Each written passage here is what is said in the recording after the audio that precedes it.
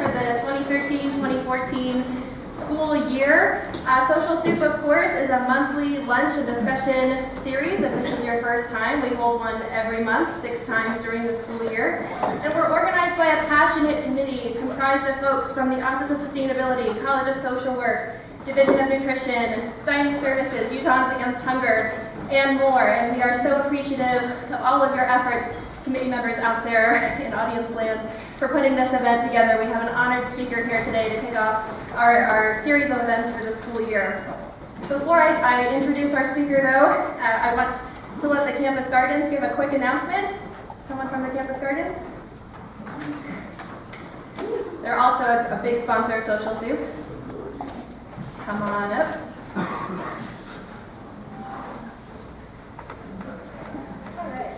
Hey guys. So I work at the on-campus garden, which I'm sure you've all seen. It's beautiful right now. And if you want to get involved and volunteer, just go to uofcampusgardens at u.com.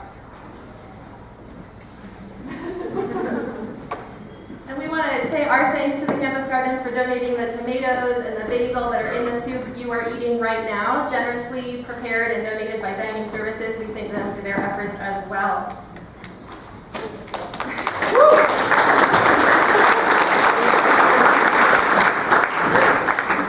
So let me introduce our speaker for today. Eric Holt-Gimenez is the Executive Director of Food First, the Institute for Food and Development Policy, a think tank dedicated to eliminating the injustices that cause hunger and environmental degradation. Dr. Holt-Gimenez has worked in Latin America, where he has developed and organized farm training programs in agroecology, and was a consultant to non-governmental organizations, government ministries, and foreign aid agencies. He'll be speaking to us today here at Social Soup about why the transformation of our global food system depends on political will and the power of social movements. He'll be giving a second talk this evening. You have a flyer on each of your tables there. He'll be giving a second talk this evening for the College of Social Work Social Justice series entitled Farm Workers' Rights, Food Regimes, and Food Movements. Without further ado, Dr. Eric Holt-Gimenez.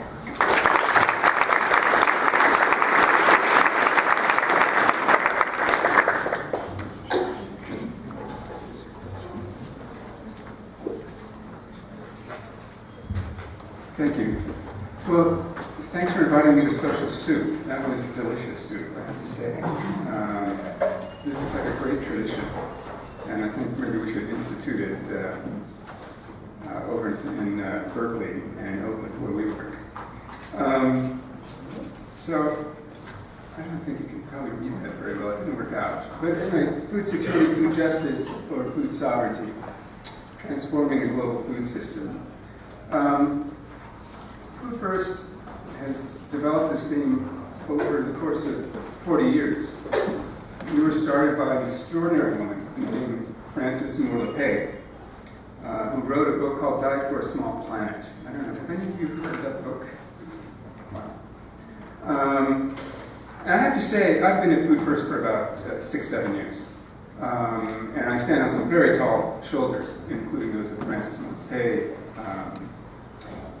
And when I got to Food First, I remembered her book. And then she wrote 112 Myths, and anyway, we have a whole, you can go to our website and you can see all the books we've got.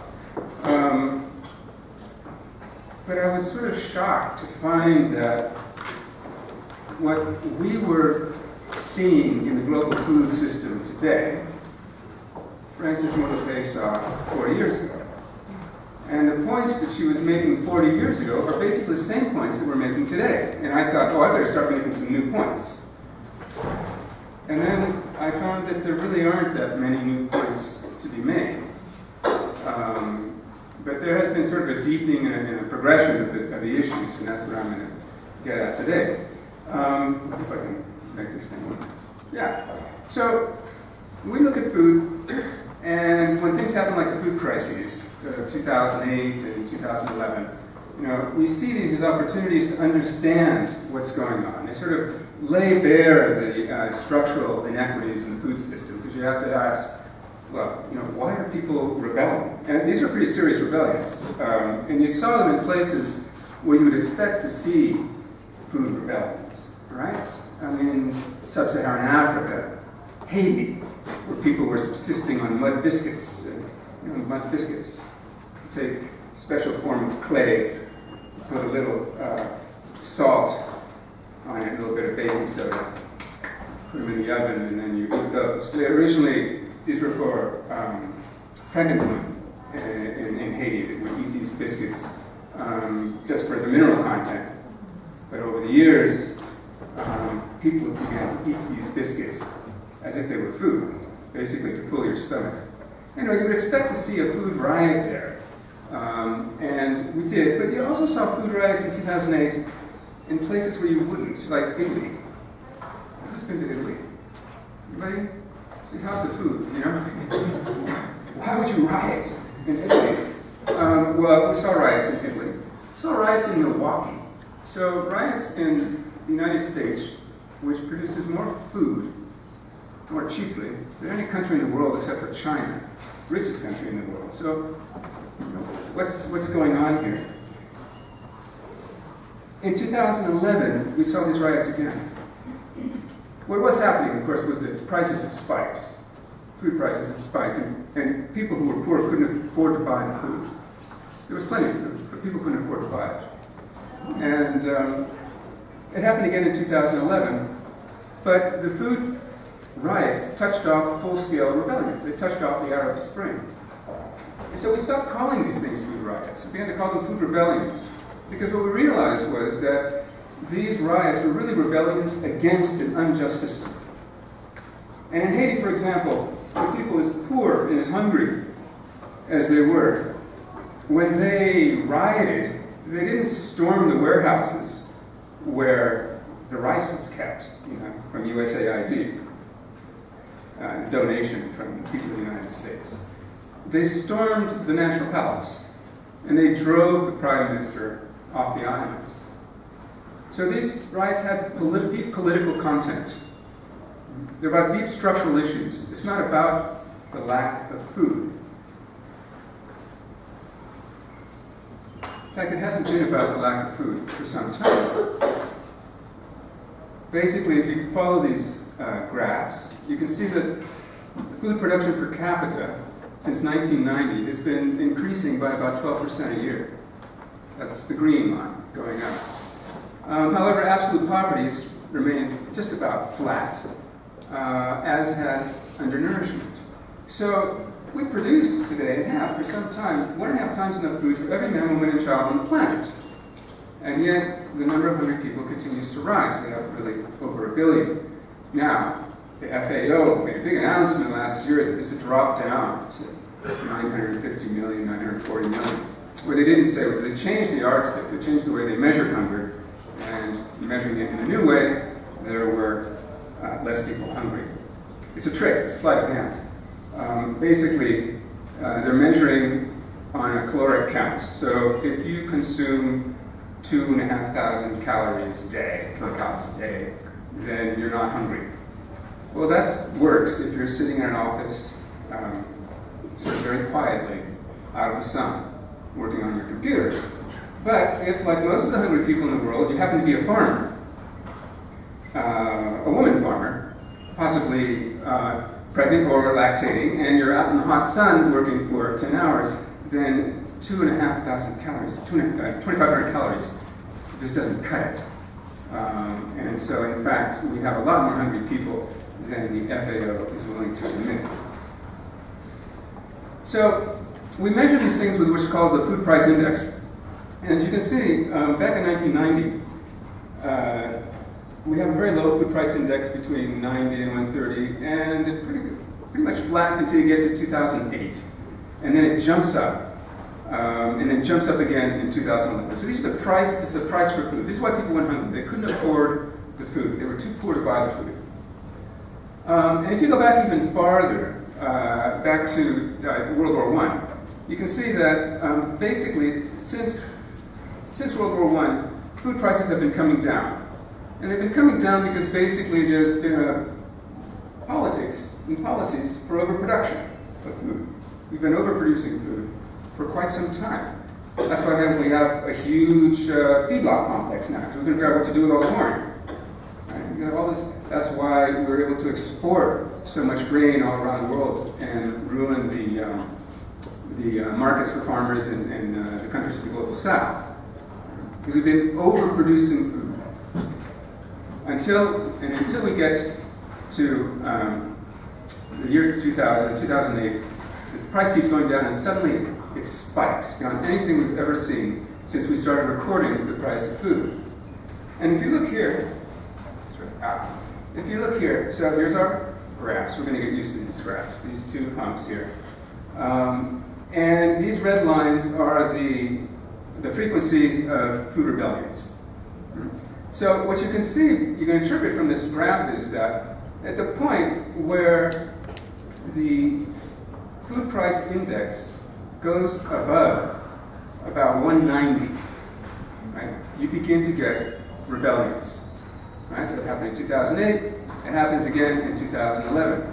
Now, if you do regression, you look at these curves, you see that the price of food is going steadily upwards. In other words, after the spike, it doesn't come back down where it was before. It keeps steadily rising. So the fear on the part of government and on the part of industry, to an extent, is that we're going to enter, if this trend continues, sometime, supposedly this year, we're going to enter into a state of food rebellions. And if anything, little thing goes wrong, it'll touch off a series of food riots because we're up above this, this level of the food price index. Right? So people are quite concerned about this. But they don't know what to do. And the reason they don't know what to do is, at the height, it's so contradictory.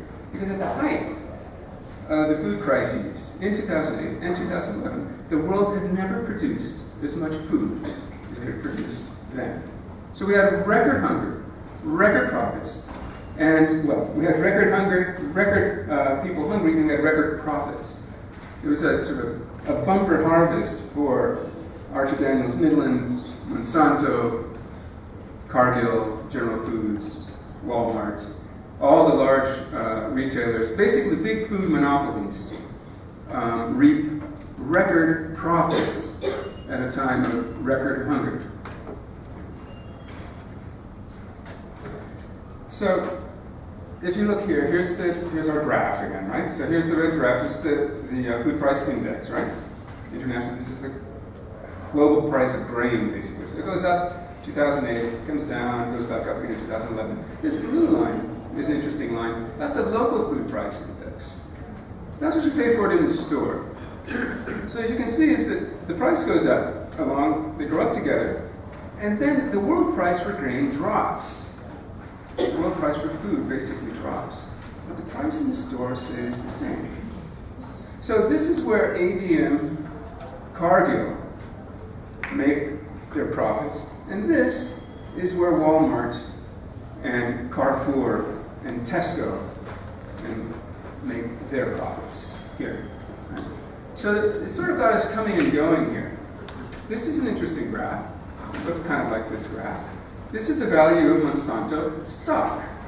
So Monsanto stock goes up in 2008, right, at the height of the food crisis, and then begins to drop, right? And then begins to look like this, moving towards 2011. So Monsanto really does count on food crises in order to keep the level of their stock up, because if they don't, people are going to take their money out of Monsanto, they're going to buy some other stock. So you have to really wonder when Monsanto says it's going to save the world from hunger. How serious are they about that? So there was a lot of talk about the proximate causes of the food crisis.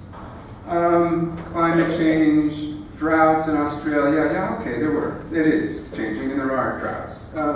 Rising meat consumption in the BRICS, you know, the emerging economies.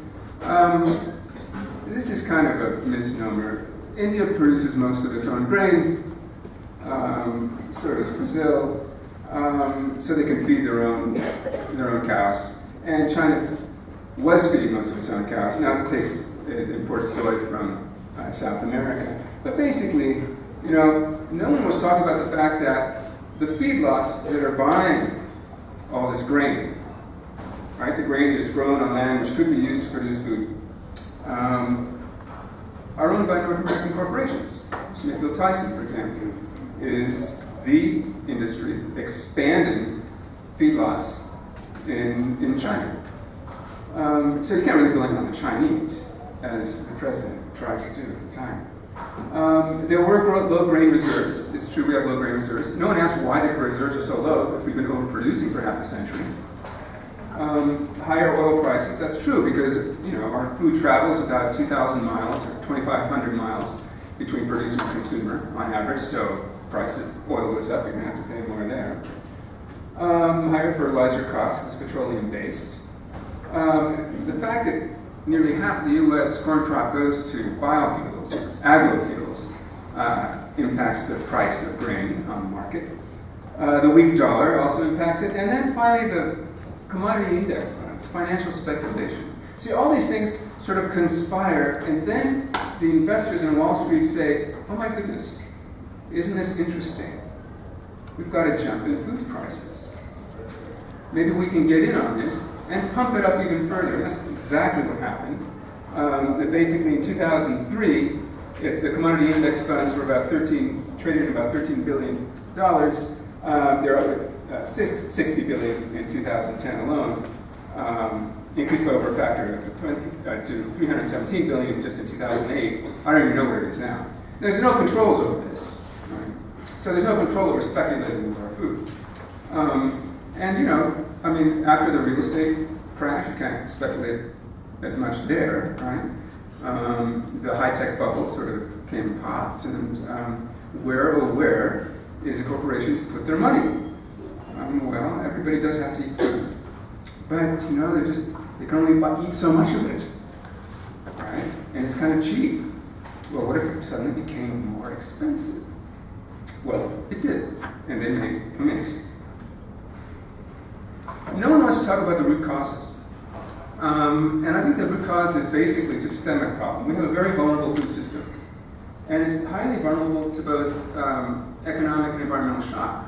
Over 90% of cropland production is basically with 5 crops. Maize, wheat, rice, soy, and cotton, right? So not very many crops and not very many varieties. Fewer and fewer varieties being commercially grown. So we all know about the Irish potato famine, right? They only had one type of potato, light came in, knocked them out. You need tremendous varietal diversity as well as crop diversity in order to protect yourself from environmental stochasticity, all of the abrupt changes in the environment that might happen, which will include wet changes in weather, changes in pest cycles and whatnot. Anyway, we've lost that to a tremendous degree. And then we're also subject to tremendous economic shock. And this is because on one hand, we've taken all regulation out of the market. Right? The market just runs rampant, does whatever it wants now. And it's tremendously concentrated into just very few hands.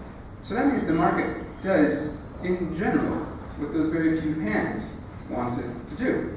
Because all of the social regulations which would constrain the market in any way have been stripped away ever since the 1980s when Ronald Reagan and Margaret Thatcher decided it was time for a change. And basically, I think that what we call the industrial agri-foods complex, or what I'll later call the corporate food regime, are the huge grain traders and the processors, ADM, Cargill, Bunge, Dreyfus, the big seed and genetic engineering industries, Monsanto, Syngenta, etc., and the big retailers. These companies control the market completely. And there is some competition between them, but in general, it's friendly competition. And these are monopolies, they're oligopolies. And our antitrust laws seem to have been shelved for some time now, because they pretty much operate, these guys pretty much operate with impunity. Anyway, it all makes for a very vulnerable food system, one which is vulnerable to these shocks, and with tremendous social and environmental costs. Now, this didn't come about overnight. And one could go back You got to go back to the time of colonialism. You go back to the time of slavery. You could go quite far back. But let's start with the Green Revolution in the 1960s and the 80s, in which the short story, there's been a lot written about the Green Revolution, and a lot of accolades about the Green Revolution. I'm going to present a different view. I mean, the Green Revolution basically happened because petroleum and machinery and seed industries in the United States had saturated their markets. American farmers couldn't buy any more tractors, couldn't buy any more fertilizer, couldn't buy any more seeds. And so Ford and Rockefeller, who was dominant at the time, said, well, it's time for the world to buy these products. So they launched a campaign, and the campaign was called the Green Revolution. And they took the genetic material from around the world. These are heirloom seeds from around the world that farmers had developed over centuries. And they basically stole this material, and they brought it into the Centers for International Agricultural Research. And they made hybrids. They made high-yielding hybrids. And Norman Borlaug got the Nobel Prize for doing this, and ostensibly for saving 1 billion people from hunger, because these hybrids were higher yielding per acre than traditional varieties. Well, they were only higher yielding under very specific conditions of abundant water, good soil, flat land, using machinery. And so those areas became dominated by those people and those corporations who could afford this type of agriculture. And the peasants who happened to be in the valleys, happened to be on any good land, were shoved up onto the hillsides or out to what we call the agricultural frontier, which is basically the edge of the rainforest. Right? And they found their nutrients in the forest. In the tropics particularly, the nutrients aren't held in the soil, they're held in the canopy. And so to get to them, you have to cut it down and burn it, and then you get the nutrients so you get a crop. And that works for several years, and then you've got to move on, both because of weeds and because you're exhausting the nutrients. And it's fine, and you can double back, in 15 years or so. But that didn't happen. They just kept being pushed on and on. Behind them came big cattle interests, and that's when the hamburger industry exploded in this country. And that's when McDonald's exploded, basically. In any case, we have this situation in which those who grow the heirloom seeds are being pushed up into the fragile lands. In other words, those who manage the agro-biodiversity of the world, the peasantry, there's about 2.5 billion of them today, were pushed out onto the fragile lands. And agro-industry and agribusiness takes over the best land and reduces agro-biodiversity until just a couple of varieties, and then and mechanizes and fertilizes with all the attendant environmental externalities. The second step in the construction of this agri-foods complex, this happens in the 60s on through the 80s, are the structural adjustment programs of the 1980s and 90s. Now, these programs were, does anybody know about these programs, structural adjustment programs? Okay. So, what happened was, it's hard to bear with me a little bit. It's a fascinating story, but it's not simple. So, back in the 70s, we got a war, the Vietnam War. And we also had an oil crisis, and cost of oil went up. Right? The Arabs decided they wanted to be able to form a cartel and ask for more money. And they did, and it worked. Cost of oil went up, we had an oil crisis, we had a war. And this was tremendously inflationary because oil was traded in dollars. So we had all these petrodollars flooding into the world's banks, just flooding in around the world, right? And what happens if you're a bank and you get a lot of money? You're happy for about a minute, and then you get very nervous because you have to pay interest on that money. So that means you've got to loan the money, right? The Vietnam War was also very inflationary, and so that also stoked the banks with more money. So what were the northern banks supposed to do with all their money? They decided they would loan it to the governments of the global south so they could develop. So they could buy all the machinery from the north. So they could convert their agriculture, their manufacturing, their industry to the northern model of development. Sounded like a good idea. There were a couple of problems. One was that the North sold antiquated equipment to the South, so it didn't work as well, so they couldn't compete as well in the market. And so when it came time to pay back the banks, they really didn't have the money. Right? And that's when the banks asked for their money back. When markets began to crash around the world, the banks said, oops, now we want you to pay up. And of course the third world couldn't do it. Neither could the farmers in the United States. They've been told the same thing. Hey, the world is dying of hunger, but the American farmer is the most efficient farmer in the world, and he can save the world from hunger. So, borrow, buy machinery, tear out the fence posts, plant fence row to fence row, and tear out the fence rows. Buy your neighbor's land, get big or get out. Roosevelt said that to the farmers. Get big or get out. Half of them got out. We lost half of our farmers about that time. And then, when we overproduced, and we flooded the world markets with grain, and the bottom dropped out of the markets, then the banks said, now we want our money back. And that's when all the farmers went broke. So, in the United States, what you could do was you could just take a farmer's farm. You could just ruin them, one by one. And so we ruined half of our farmers. But you can't really just sort of, do that with a country. So they brought in the World Bank and the International Monetary Fund. And the World Bank said, we will loan you the money to pay back the northern banks. And here's where we get to the structural adjustment programs. Because they said, if you sign with this guy over here, and the guy over here was the International Monetary Fund. So the International Monetary Fund had a set of guidelines which you had to follow. These are the structural adjustment policies. So countries had to drop down all their tariff barriers, all their trade barriers, to let in North American products.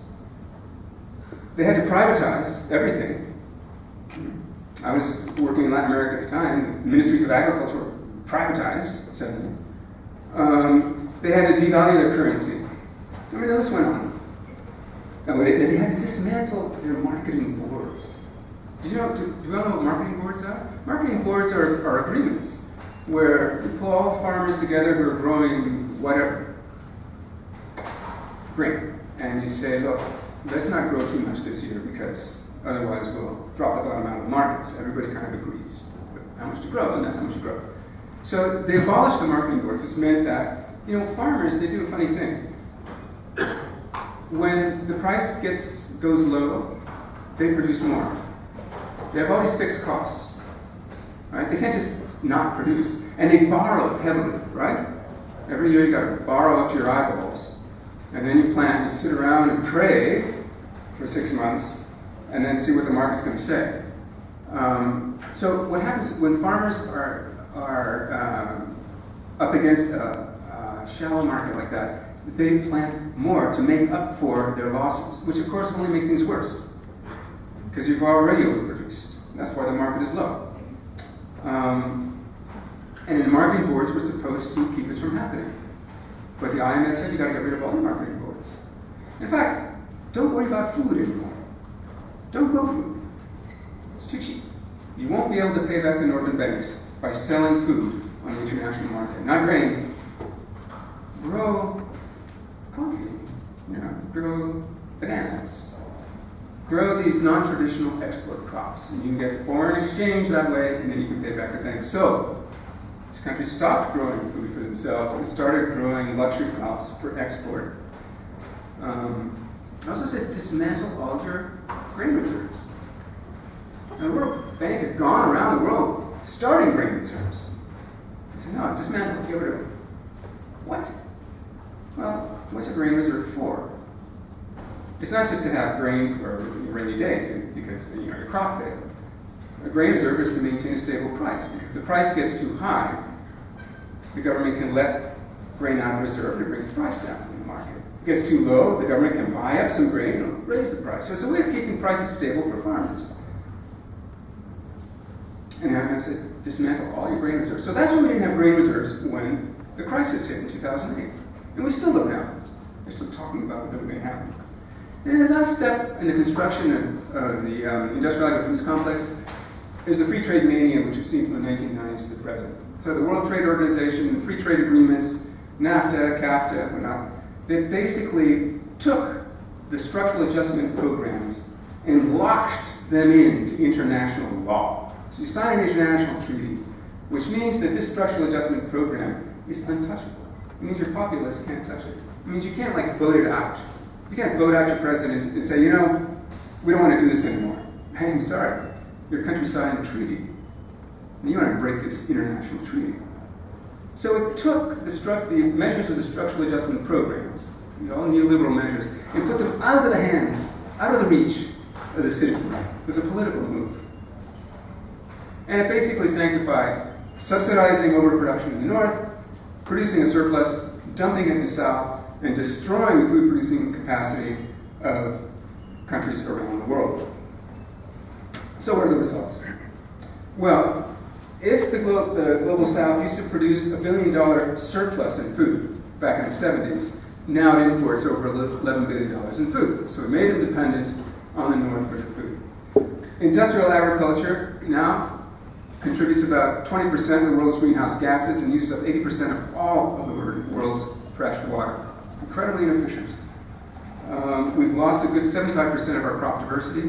I was in the Philippines. They used to grow 2,000 something varieties of rice. You're lucky to find 4. All the varieties are there. They're in a gene bank owned by the International Rice Research Institute, where the farmers can't get at them. So the cost, well, I can go on this. Immigration, I'll be talking about this later this evening. But basically, over 1 million farmers in Mexico went bankrupt as a result. They couldn't compete with the subsidized grain from the north. All of the research and extension services which have supported them before, the granaries which have supported them before and whatnot, have been wiped out. Their livelihoods were destroyed. So today, if you find people standing out on the corner looking for jobs, or they're cutting lawns, or they're picking tomatoes in Florida, all right, at starvation wages, it's basically because these are people who used to be farmers and who had their livelihoods destroyed thanks to this process. It's not like they wanted to be here. It's not like they're looking for the American dream. It's because their dreams were destroyed. And then you have the tremendous concentration of the great monopolies, right? So ADM, Cargill, and Bunge controlling 80% of the grain, Monsanto a fifth of the genetically engineered seeds around the world, over 90% in the States. And this is what we've gotten. So there was some talk, how are we going to fix this?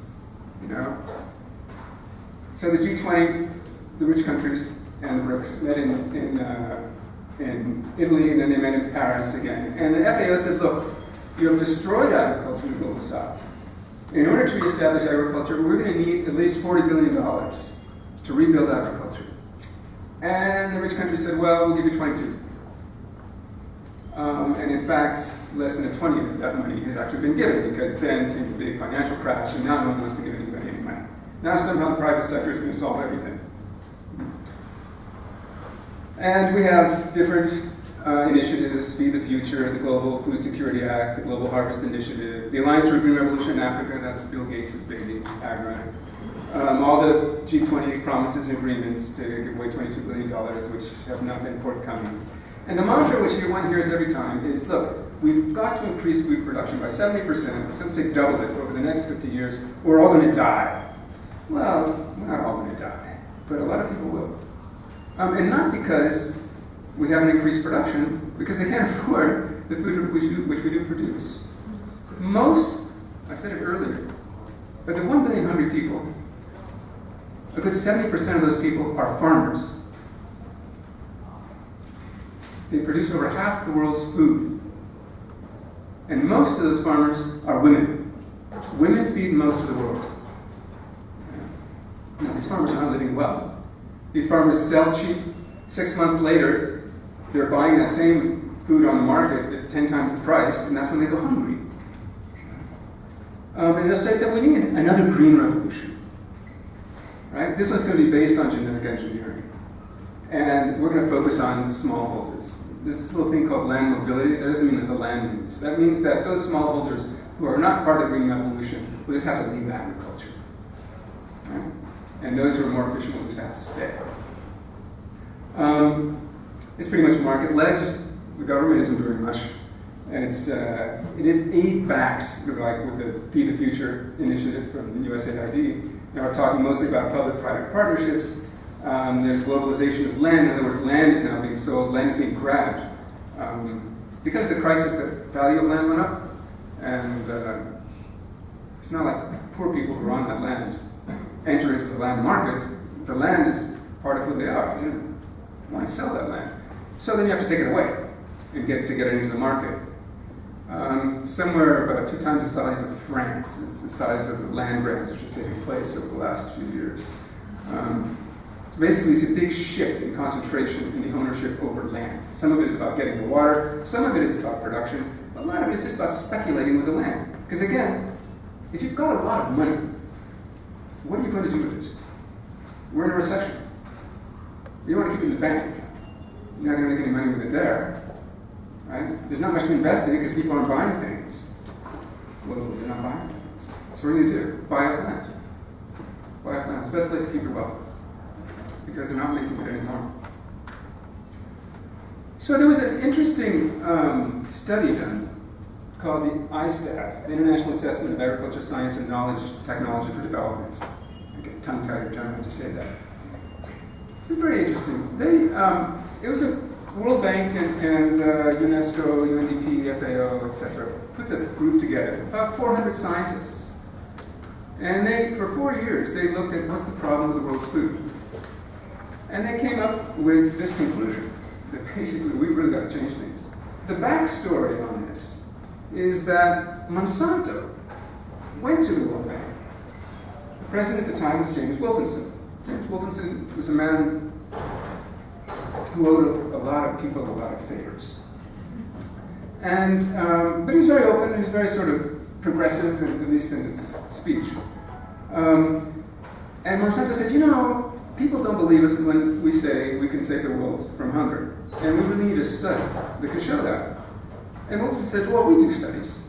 We do these global assessments. We did one on dams, we did one on extractive industries, we did one on petroleum.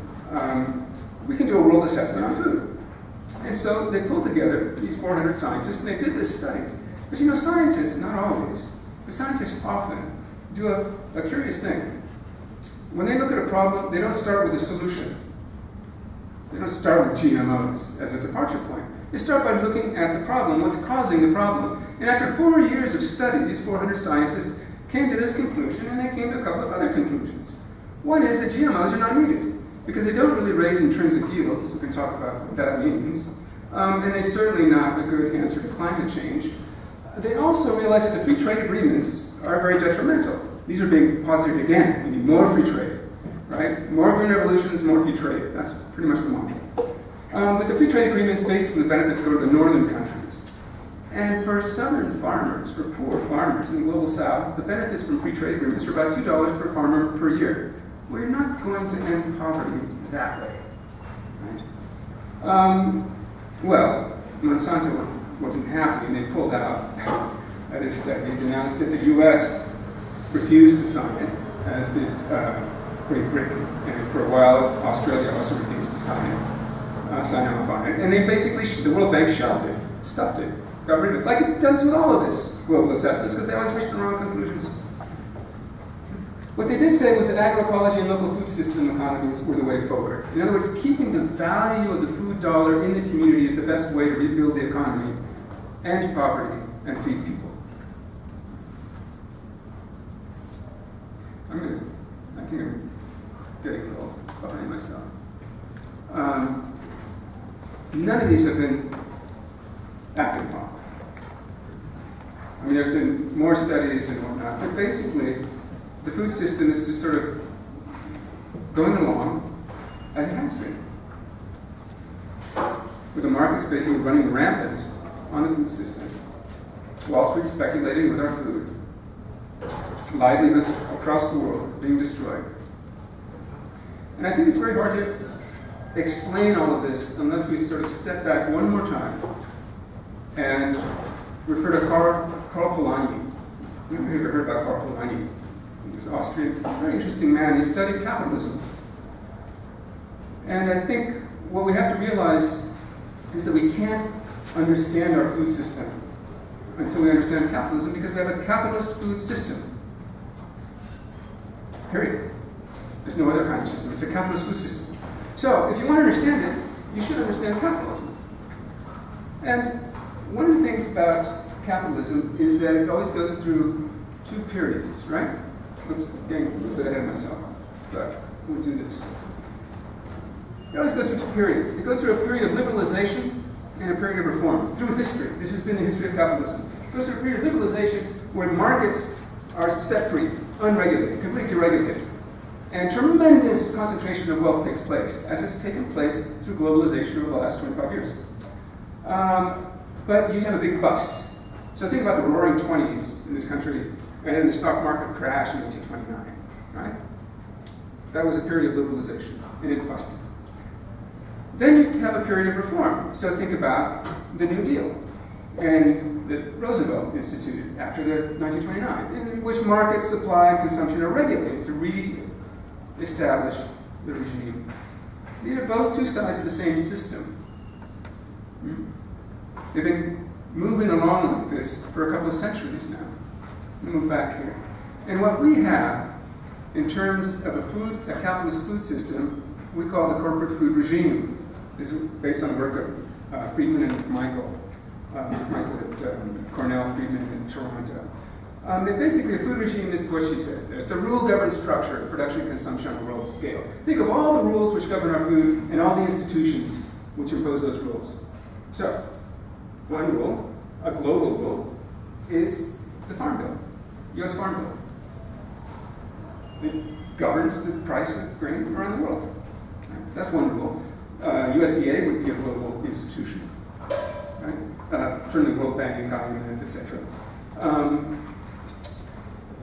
And increasing the monopolies, which I've already mentioned, and increasingly big philanthropy is part of the corporate food regime. So the Gates Foundation, Gates, Rockefeller, Ford.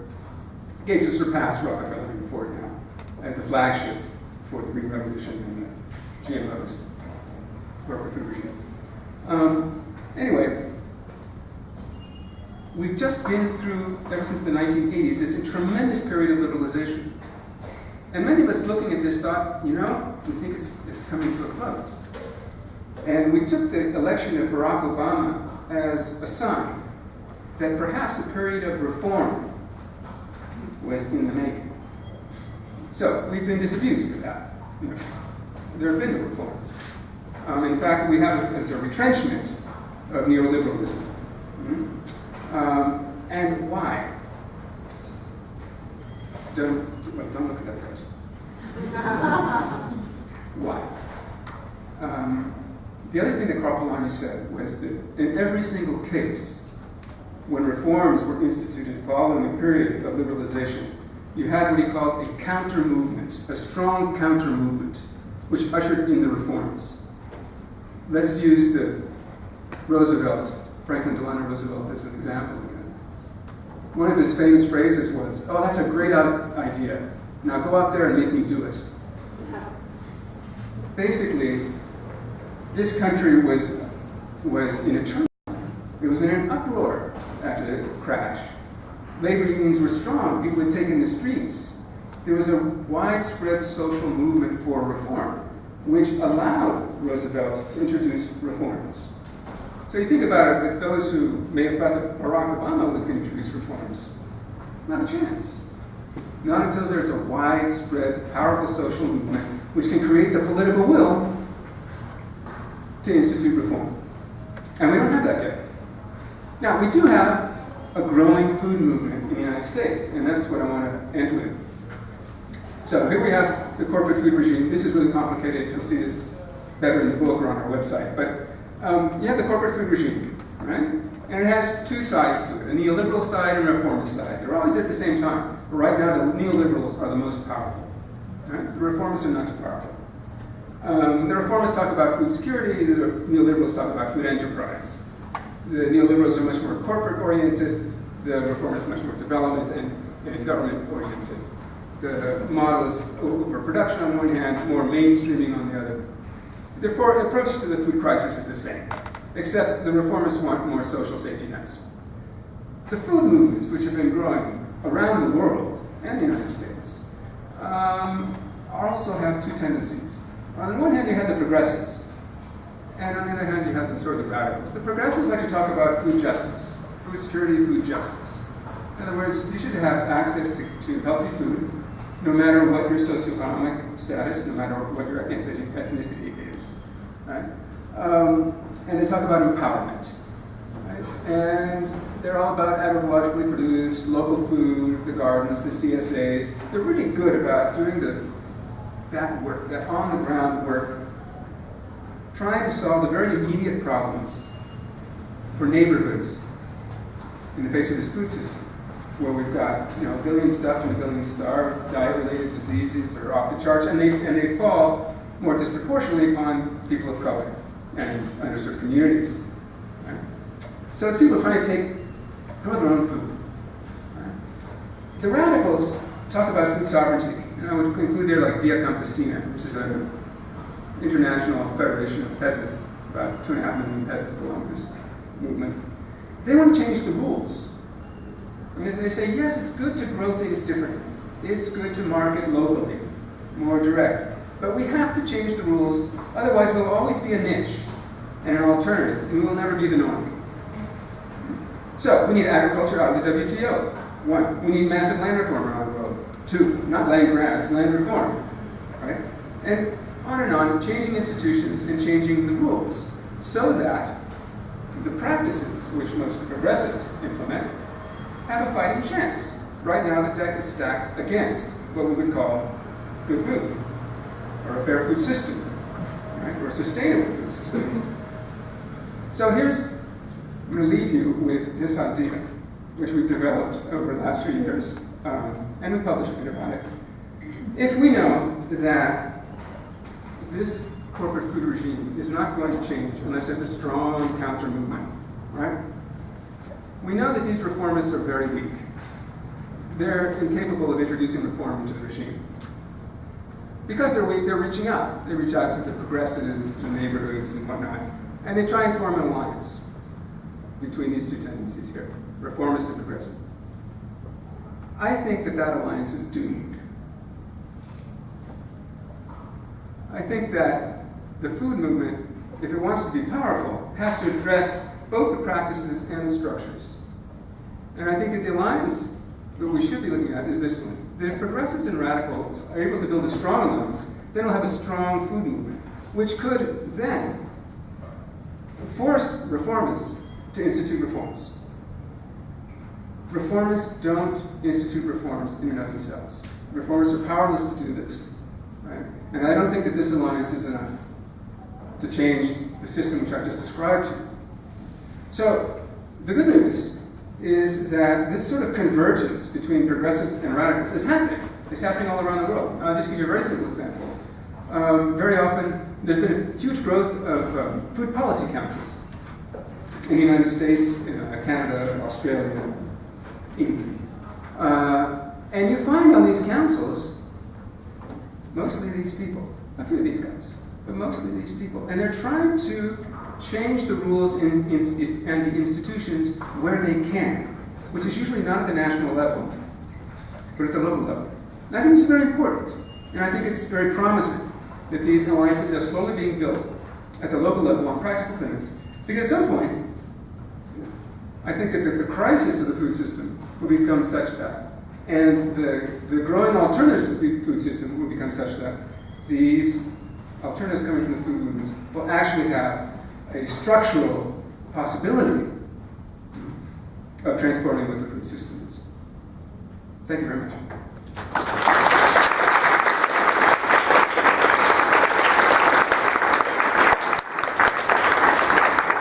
So we write about this in Food Movements Unite. I brought the book, but you can also order it. I'll tell you the quick funny backstory on this book. So we were thinking all these things. So I wrote to all of the food movement leaders, which Food First is in touch with around the world, and I said, how can we unite? You know, we're so diverse. How can we do this? How can we converge, you know, all of our diversity to make a powerful food movement to bring in these changes, these transformations? And I sent out the letter, asked for manuscripts.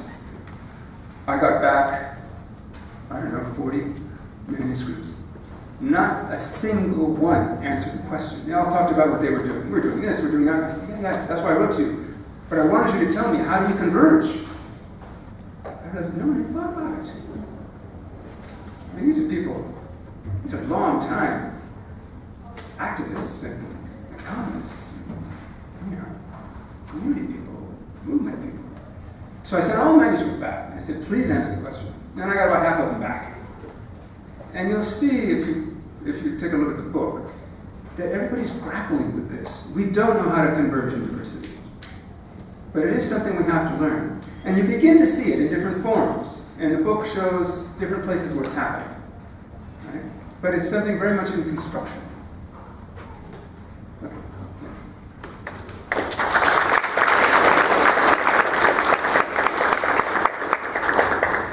Again, we have plenty of time for questions and answers if Dr. Holt-Gimenez is amenable to that. And he is signing books in the back there. So we have a few of his books there, and he'll be available to sign those for you if you'd like.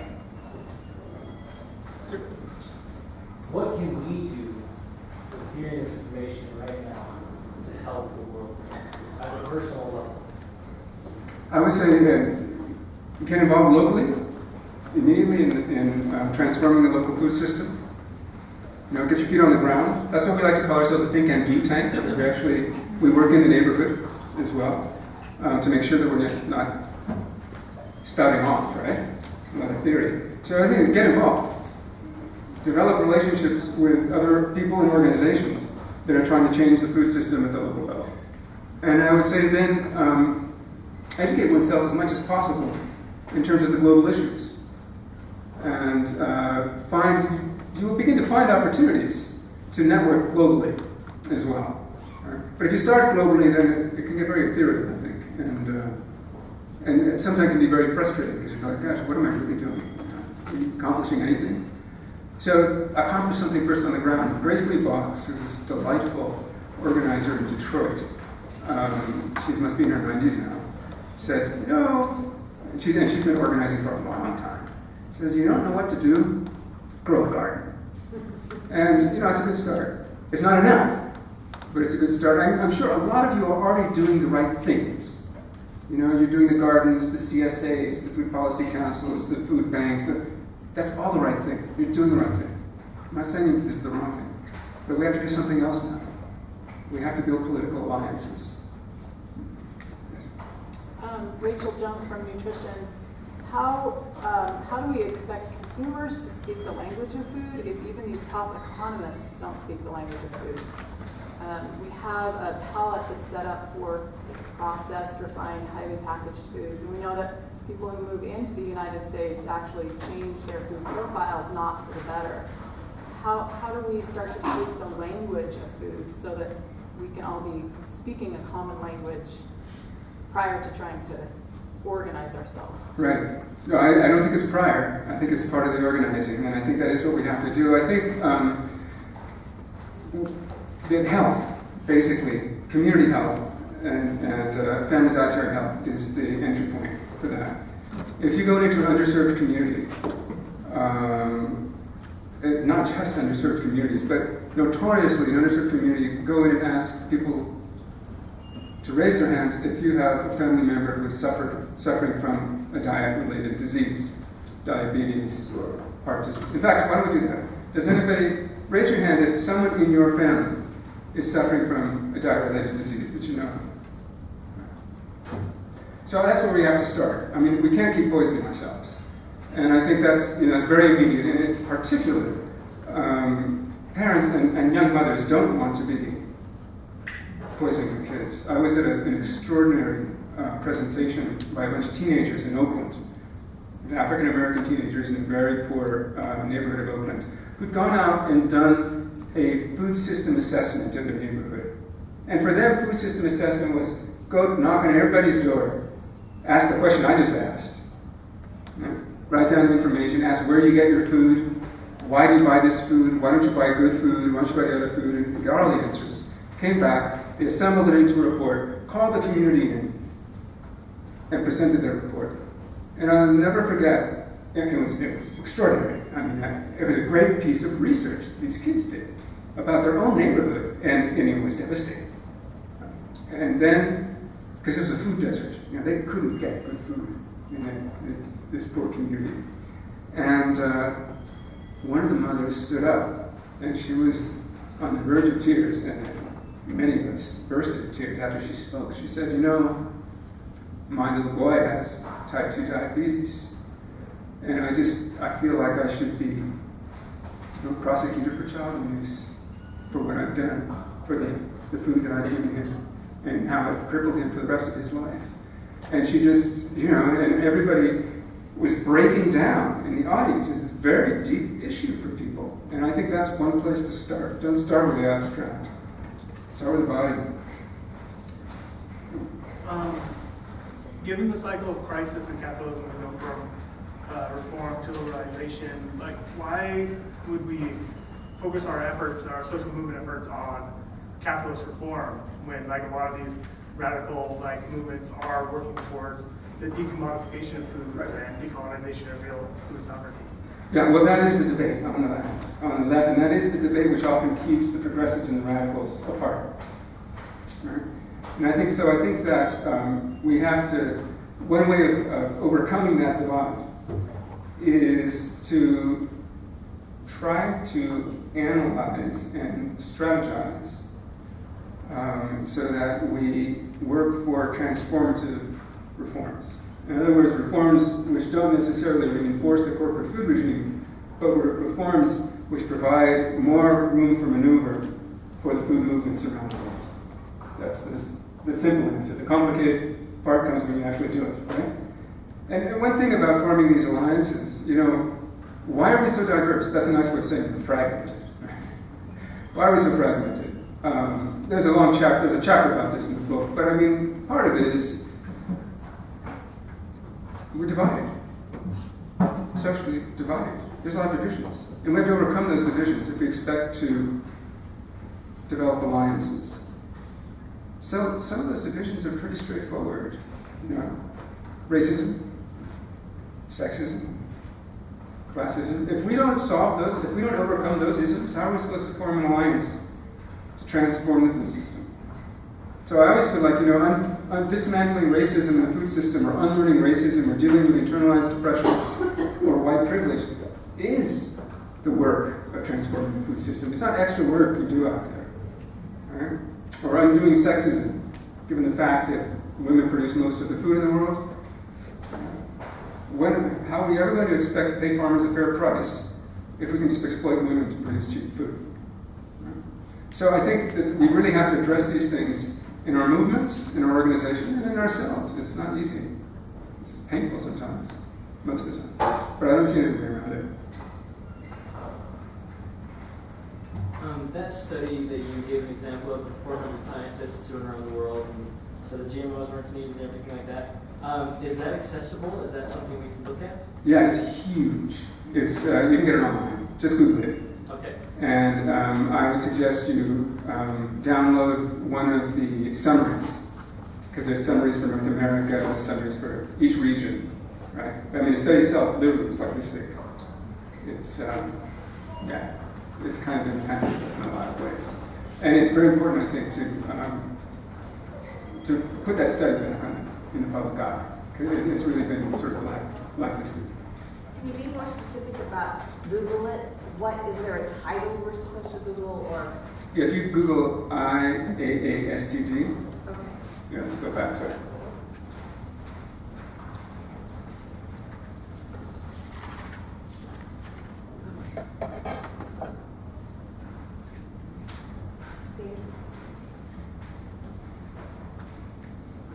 Any other questions?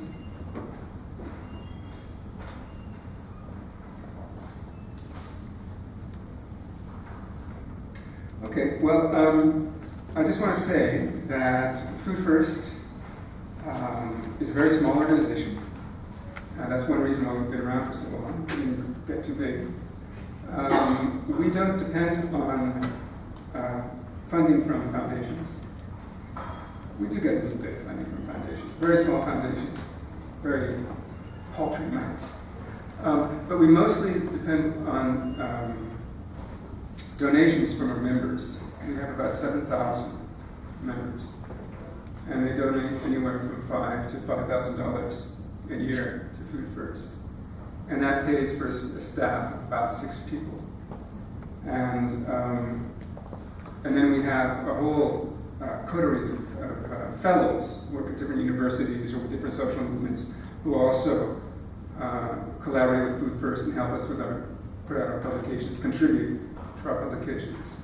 And we have a couple of long-term volunteers, my wife being one of them, and interns, lots of interns.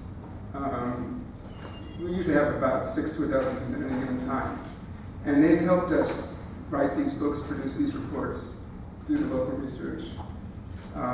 They really are an essential part of Food First. So I would invite all of you to consider contributing to Food First in any of these ways, either monetarily, which allows us to take a strong independent stance on the issues. I remember when we started speaking out against agrofuels,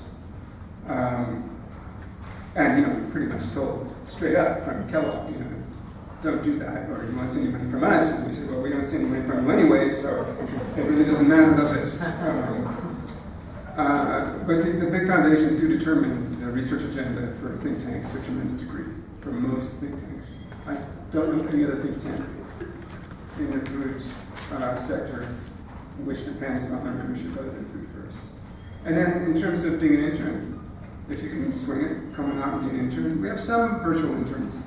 And if you happen to be working on doing research, which you think might be interesting for Food First, we also often take academic research and then sort of translate it into popular language and get it out in forms of reports or briefs or fact sheets or whatever.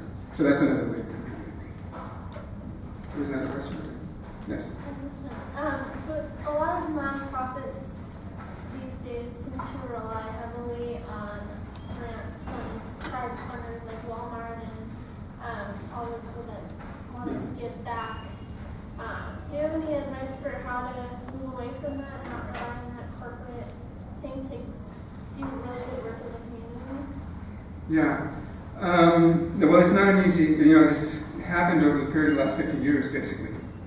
This is a relatively new phenomenon in the US. Before we had unions, labor unions, and you paid into your union and your union went out and fought for you. Those have been pretty much eroded. I forget what it is, less than 10% of the workforce in a union these days. And we had, community organizations, Saul Alinsky at the back of the yards, Black Panthers.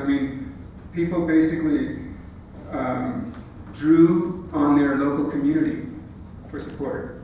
The Panthers, for example, in Oakland, had the first breakfast program, not just in Oakland, but around the country, actually. They fed 250,000 kids every day for free, without a penny from the government or from philanthropy. They embarrassed the US government into starting breakfast programs. And they relied on their own community. Of course, that was before the devastation of African American, the economic devastation of African American communities. You have a lot of African American ownership of local businesses that were able to contribute. Right? So I think we have to move back towards those types of arrangements. But I also think that for most organizations, not taking money from foundations is just not an option. You're going to disappear. So what you're talking about, usually in this case, is most of these foundations are kind of reformist foundations. Some are progressive. They're much smaller. So, there's a wing of Ford and Rockefeller and MacArthur and whatnot. And these are fairly reformist, quasi-progressive, right? And so you just have to be careful with these alliances and make sure they're tactical and not strategic. Because the minute these guys start determining your agenda, then it's strategic and you've lost control. So if you can find a way of getting in foundation money without changing the path that you're on, without changing your goals and objectives, your strategic goals and objectives, then I would say you should do it. But that shouldn't be your only way of surviving. You really have to diversify your forms of economic survival as an organization. And you know, sometimes the line between the tactical and the strategic alliance can get blurred. So let me give you an example of a strategic alliance. Because it has to do with, you know, am I going to change my political platform for you or not, right? So the Via Campesina, which believes in food sovereignty, which is basically the democratization of the food system, taking back control over the food system in sustainable and equitable ways, formed an alliance with the Global March of Women. And this was over the course of several years of dialogue between Via Campesina and the Global March of Women. These are the two largest international federations in the world. And so the Global March of Women took on food sovereignty as part of their political platform. It's a plank in their platform for the liberalization, for the liberation of women, basically, from oppression. And Via Campesina took on, as part of their platform, an end to all violence against women. In other words, we cannot have food sovereignty until we end all violence against women. Period.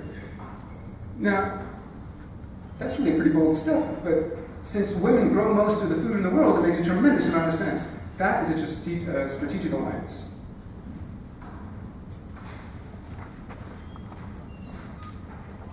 Are we good? Okay. Thank you very much. Maybe some